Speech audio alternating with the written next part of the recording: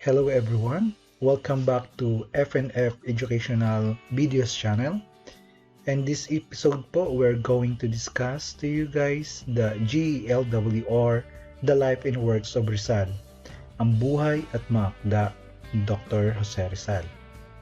The first topic is all about the introduction to the Rizal Law, or known as Republic Act 1425. The topics to be discussed are the following. First, the making of a Filipino, a story of Philippine colonial politics. Second, historical background and context of RA 1425. Third, the trials of the Rizal Bill.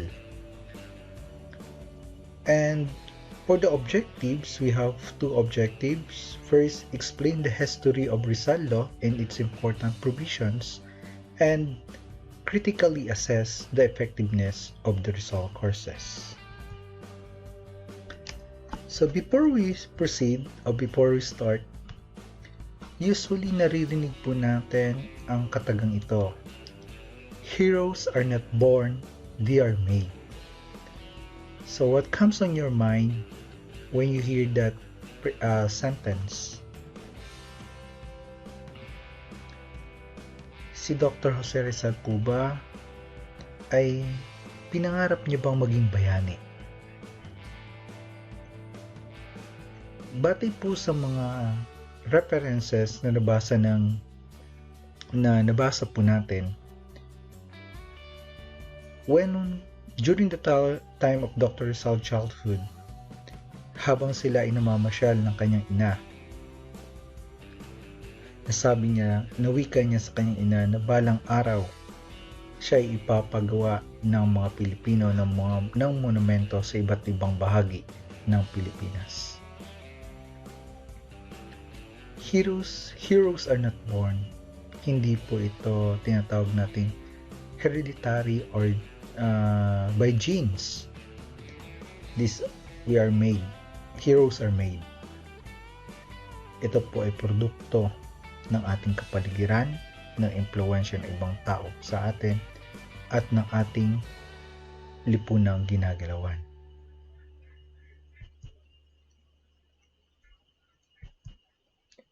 Para po kay Renato Constantino, he relate the idea of colonialism to an eclipse. If the Filipino is the sun, he was being blocked by the moon, which is colonialism.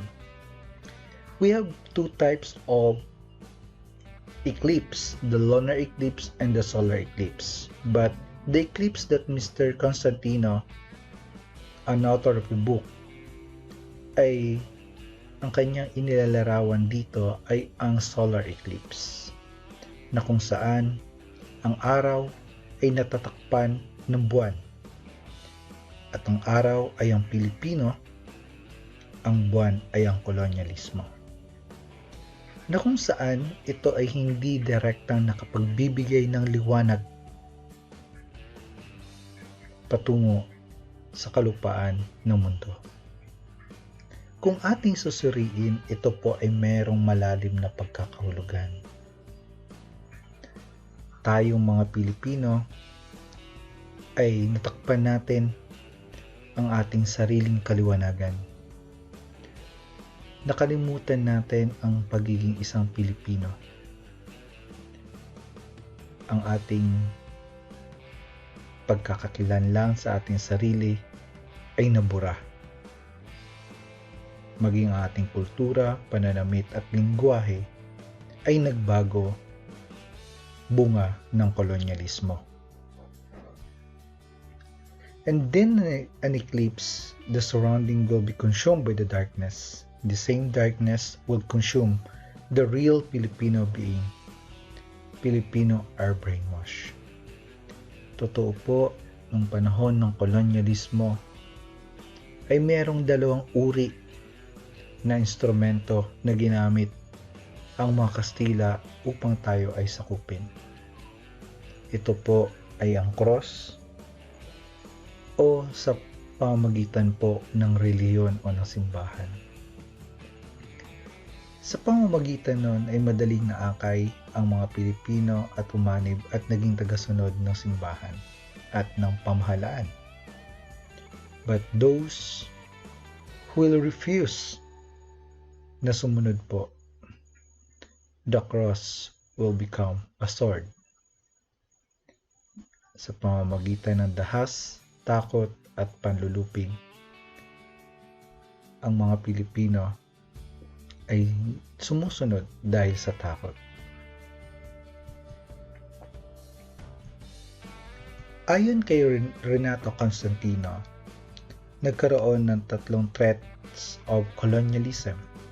Una, extinction of Filipinos. Filipinos become extinct mentally due to the westernization ideas.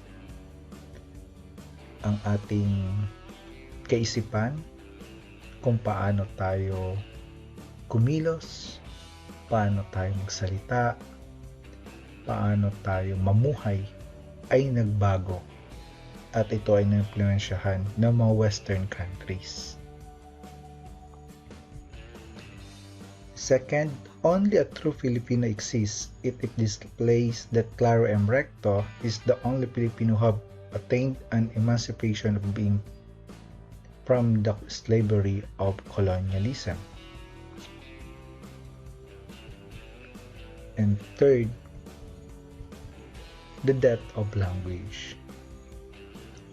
There is a transcendental importance of having a common language of our own. We cannot deny the fact that during the time of Spanish colonization, yung ating mga sulat ay napalitan ng kanilang alpabeto. Batay sa ilang mga datos at dokumentong sinasabi na hindi nila maunawaan or ito ay satanic or demonic. Kaya sa gayon, ito ay kanilang ipinatapon at sinunog ang ating mga ilang mga dokumento na isinulat sa mga kawayan at sa iba pang mga maging sa dahon.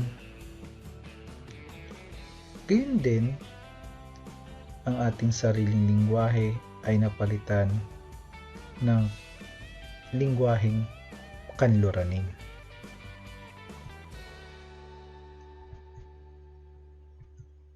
Ano nga ba ang pananaw ni Constantino pag pinag-usapan ang kalayaan? For Filipino people, they have wrested their freedom by force. Freedom is by force of arms and was experiencing a high degree of revolutionary fervor. Ang kalayaan inakamit ng mga Pilipino sa pamamagitan ng isang revolusyonaryo. Ito ay hindi ibinigay sa atin na sa isang mapayapang paraan, bagkus nakibaka ang ating mga bayani, ang ating mga ninuno upang makamtan natin ang katiwasayan ng buhay na ating nararanasan sa kasalukuyan. Constantino is a Marxist and embodied the ideas of Karl Marx, sinasabing, nothing human is alien to me.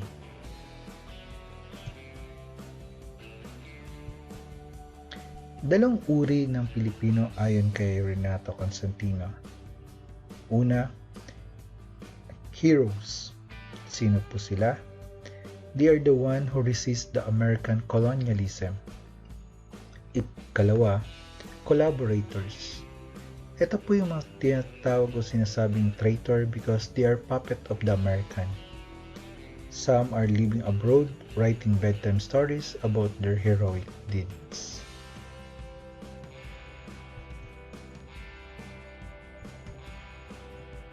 A successful miseducation. There was a confusion of purpose. The guerrilla thought they are fighting Japan for Americans. Paano nga ba tayo na brainwash during the American time. Ang mga Amerikano nung sila ay nakarating sa Pilipinas, tunay ngang ipinamalas nila na ang kanilang layunin ay maganda. Pero sa kabila nito ay meron palang itinatagong agenda. Ito ay ang sakupin ng Pilipinas. Ngunit kakaiba ang pamamaraan ng pananakop ng Amerika. Nariyan ang pagpapahiram ng kanilang sariling kultura, lingwahe, at ang paggabay sa mga Pilipino upang may tayo at magkaroon ng sariling gobyerno. Gayun din, kinilala ng mga Amerikano ang kontribusyon ni Dr. Jose Rizal.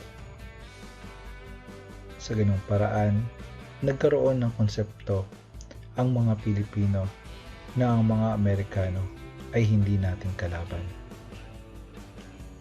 Sila ay kakampi. Kaya nung sumiklab ang ikalawang digmaang pandaigdig,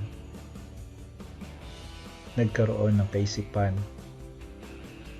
na ang mga Pilipino ay lumalaban para sa mga Amerikano.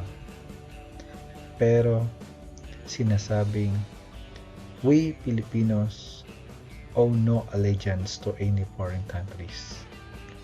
Wala po tayong katapatan sa anumang bansa.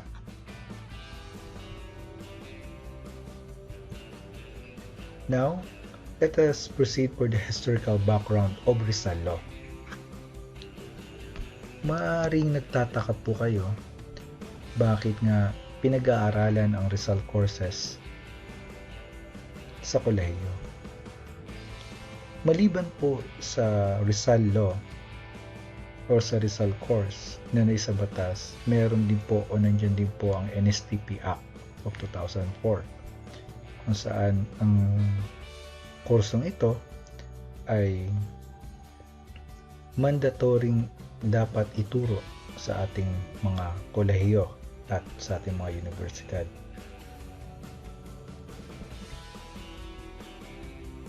The trial of the Rizal Bill, ang isa po sa pangunahing proponent nito ay si Senator Claro M. Recto.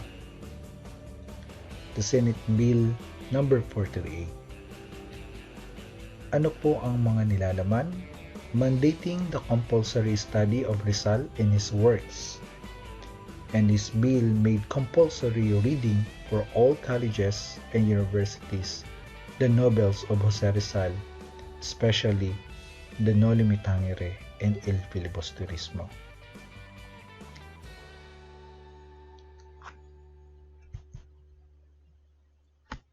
That time, the committee chairman on education is Senator Jose P. Laurel.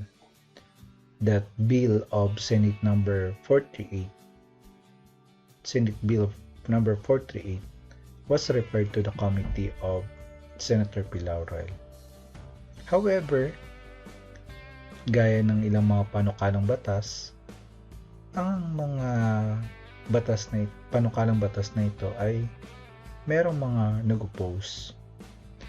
Nandiyan po si Senator Discoro Rosales, Mariano Cuenco, and Francisco Rodrigo, na sinasabing merong ugnayan or have a ties with the Roman Catholic Church. Ilan po dito sa kanilang sinasabi kung bakit sila tumututol? It's because they are stating that the bill will violate the freedom of conscience and religion. Hindi nga katakataka dahil sa sulat ni Dr. Jose Rizal na sa dalawang nobela. Ang Noli at Il Fili, ilang bahagi ay mayroong pag-atake sa mga maling gawain ng simbahang Katoliko.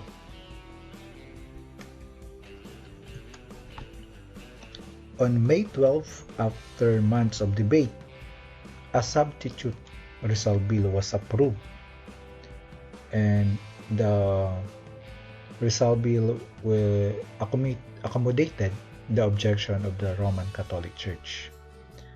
Ang isa po dyan, the student of the Rizal course shall not be mandatory sa pagbabasa po ng dalawang nobela. On June 12, 1956, a compromise version of House Bill number 5561 and Senate Bill 438, it becomes a law, or known as RA 1425. It was signed by President Ramon Magsaysay. Ngayon po, maaaring nagtataka kayo, what are the intentions of Senator Recto and Senator Laurel in filing Rizal Bill? Ang dami-dami ng mga panukalang batas na pwede nilang isusog, bakit yun po ang kanilang naisip? First, ang layunin po kasi ng Rizal Law ay inculcate ang pagiging or imulat o itanim sa ating mga puso ang kaisipan ng pagiging makabayan, kung paano namuhay ang ating mga ninuno para makamit natin ang kalayaan na ating tinatamasa. Gayun din, the law represents an effort to look the values of one of the greatest Filipino and draw guidance from his teaching. Mula sa mga nobela ni Dr. Rizal, ay magkaroon tayo ng kaisipan or maging gabay ito sa ating ding pamumuhay sa ngayon. Hindi kaila na malaki ang impluensyang dala ni Dr. Rizal sa bawat Pilipino. Higit lalo ang kanyang mga sulat na kung ating susuriin hanggang sa kasalukuyan, ito ay napaka-relevant pa rin.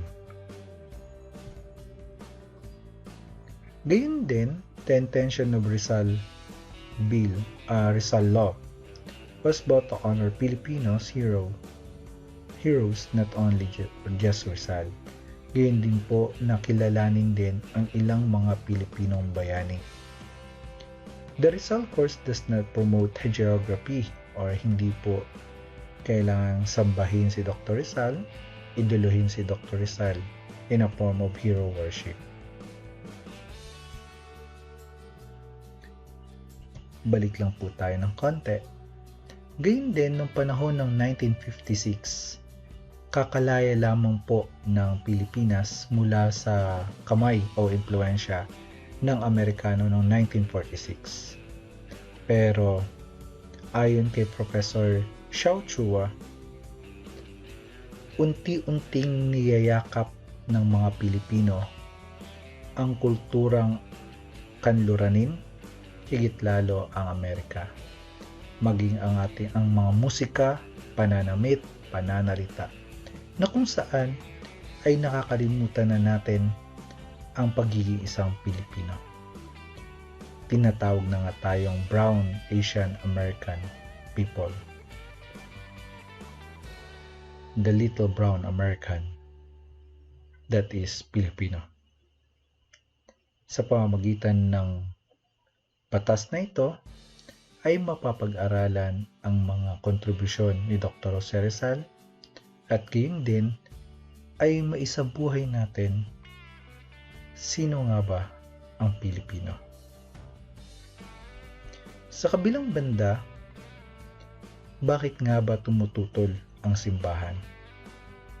Una, it violates the freedom of conscience in religion, sapagkat sinasabing maaaring magbago ang pananaw at pananampalataya ng isang mag-aaral kapag natapos niyang basahin ang nobelang Noli Me Tangere at Il Filibusterismo.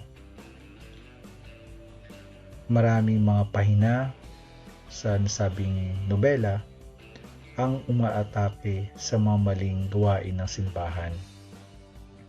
Gayun din, it create conflict between nationalism and religion. Sa halip ay ang pagmumulat natin ng pagiging makabayan ay maaaring magmulat din na umalis or humina ang bahagi ng reliyon o pananampalataya. Lalong higit lalo ang mga mag-aaral buhat sa sekta ng Romano-Katoliko. Now, what are the views of protagonists and the views of antagonists? For the view of protagonists, the objectives is to disseminate, ipahayag, isiwalat ang mga kaisipan at mga pinaniniwalaang ni Dr. Jose Rizal. Pero sa antagonist, sinasabi lang, gusto lang daw i-discredit ang simbahang Katoliko. Second, for protagonists, to foster the better appreciation of Rizal's time and the role he played in combating Spanish tyranny in the Philippines. Para ma-appreciate or mapahalagahan ang papel na ginampanan ni Dr. Rizal. Hindi nga katakataka ang mga nobela, ang mga babasahing isinulat ng mga propagandista ay nagmulat ng mga kaisipan ng mga revolusyonaryo sa Pilipinas. But for the view of antagonists, it violates the religious of freedom. And now, the views of protagonists, Rizal did not pretend to teach religion or theology when he wrote his books. Instead, ang kanyang layunin ay hubugin, mahikayat ang mga Pilipino, national dignity, personal pride, and patriotism. But for the antagonists, the Filipino unity would be imperiled if the bill were approved because it will create conflict between nationalism and religion. Nabanggit ko na po ito kanina. The views of protagonists, while he criticized the radical, unworthy behavior of certain ministers of church, he made exception for favor of worthy ones, like Padre Florentino. Si Padre Florentino po, ayon sa nobela ni Dr. Rizal, ay isang pari na nagnanais na magkapagpatayo ng paaralan upang mahubog ang mga kabataan. Sinasabi ng mga protagonists, oo, may mga bahagi na pagbusisi sa mga maling gawain na simbahan, pero may bahagi rin na pagkilala sa mabuting gampanin ng isang pari, at yun ay si Padre Florentino. For the view of antagonists, compulsion to read something against one religious conviction was similar to the U.S. Supreme Court decision that requirement to salute a flag was impairment both freedom of speech and freedom of religion. Kaya ayaw po nila nun. Now, the views of protagonists, all works and writings of Rizal, and even those written by other Filipino people about him, not only the nole and the ilfili. Exemption of students from the requirement of the bill on certain conditions. Ito po ay isa sa mga na-accommodate ng simbahan o ng gobyerno para maisulong lang po ang Rizal Law, ang Rizal Bill.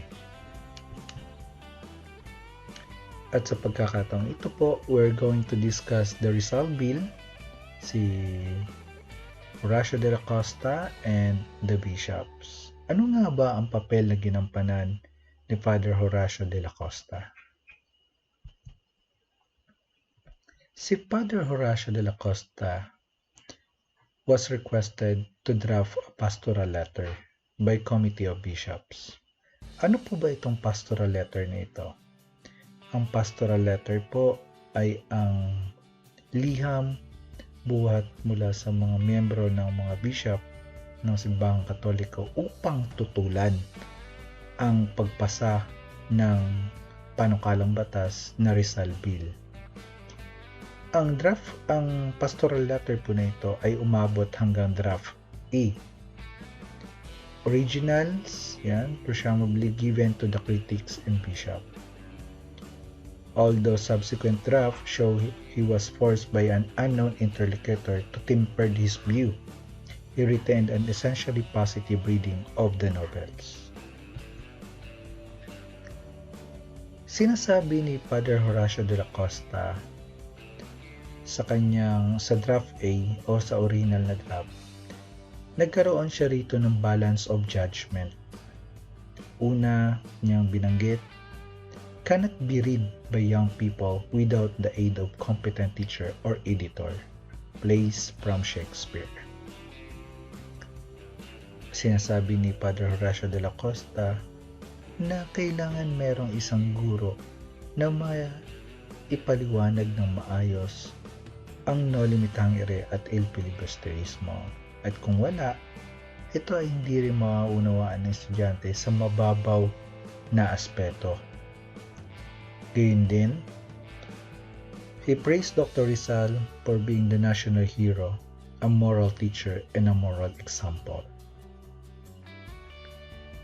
And third, kinilala niya rin that si Dr. Rizal ang unang Pilipino na nag-serve sa ating bansa at pagpapakita ng tunay na pagiging patriotismo o pagmamalasakit at pagmamahal sa ating inang bayan.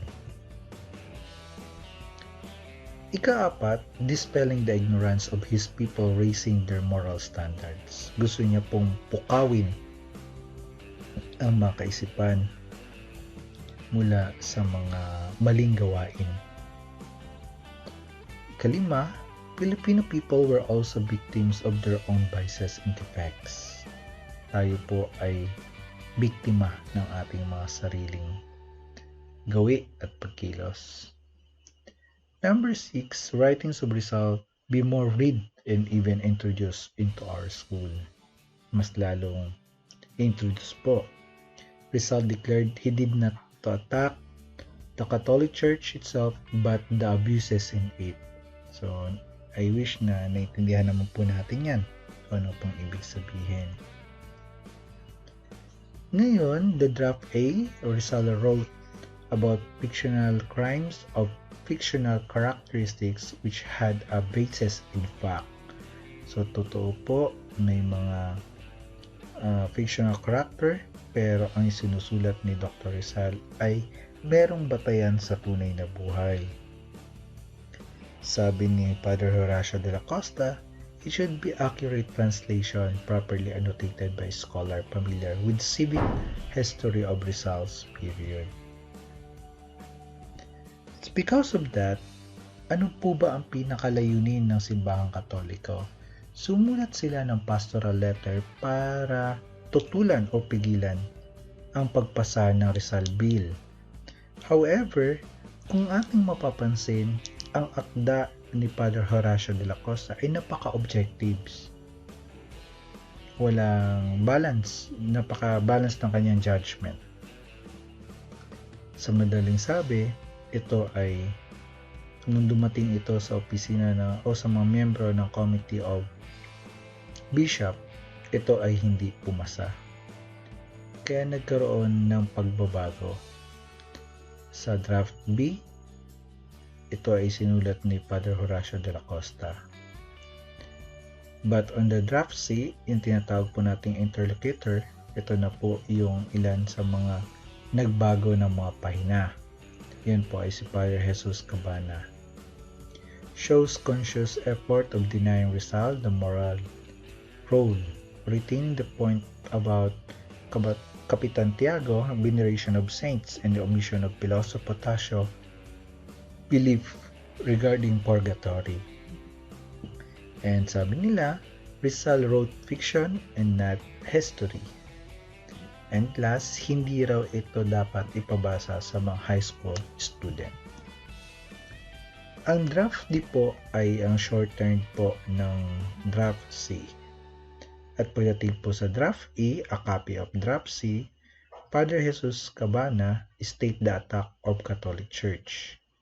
Out of 333 pages po ng Noli Me Tangere, sinasabi po ni Father Jesus Cabana that 120 references are against Catholic Church dogma and morals, only 25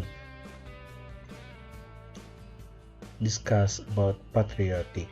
With that, sinasabi na hindi makabansa ang pagbasa ng plot ng Noli Me Tangere at Il Filibusterismo. The following are the proposition of draft A that wrote by Father Horacio Dela Costa. Allow me to read.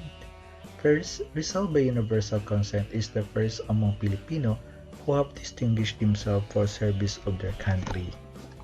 Second, for the possessed to an eminent degree those moral virtues that make up true patriotism. Third, he devoted himself to dispelling the ignorance of his people, raising their moral standards and combating the injustices and inequality under which they labored.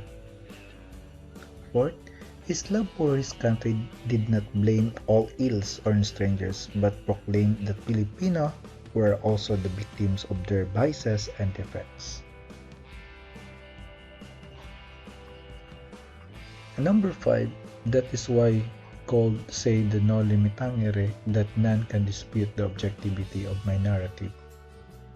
Number 6, we must applaud in principle that writings of Dr. Rizal be more read and even introduced in our school. For number 7, his devotion to the truth gave him a clear vision. No Filipino before or after him has understood so well, or so memorably expressed the moral, political, and social principle about which the prosperity of our country must be based. Number 9, apart from the formal teaching of religion, there is no more effective means to develop in our youth a sane and constructive nationalism, the moral qualities of justice, responsibility, and the civic virtue of subordinating individual ambition to the common good. Number 9, Rizal declared he did not intend to attack the Catholic Church itself, but the abuses in it. Number 10, we must not allow the enemies of the Catholic Church to tear texts from their context to imply the opposite. Number 11, Rizal's statement is borne out by the critical examination of the novels according to the nature as fiction. Number 12, he wrote about fictional crimes of fictional characteristics which has basis in a fact. Number 13, in doing this, Rizal did not attack the Catholic Church itself, rather he did it a service. As to the facts, the Church awaits the judgment of history. And number 15, but since the history of 19th century is imperfectly known, this induces many to take fictional narrative like Rizal novel as a substitute for the fact. Number 16, this is the main danger we foresee in their indiscriminate and undirected reading, especially by young, who are apt to take a literally through whatever they see in print. Number 17, young people cannot be expected to make the distinction between what person in the novel say in accordance with their character, nor between what is said ironically, that's true, and seriously stated between the condemnation of an individual and the condemnation of the organization to which he belongs. Number 18, therefore, it is our judgment that while Rizal novel should be made familiar to our student, the tradition should be accurate. Translation from Spanish text properly annotated by a period should ordinarily be contented and explained by the teacher in charge. Number 19, there is nothing in the novels that constitute a danger to the faith and morals of a mature, well-instructed. And last, rather they contain much that in conformity with the gospel and the right reason and will serve to develop in our people a wise and generous love for their native land. Lagi po natin tatandaan, Dr. Rizal said, besides the duty of everyone to seek his imperfection, there is in every man an innate desire to cultivate his intelligence. By that, end our discussion. Thank you very much, and don't forget to read the Rizal Law. Thank you.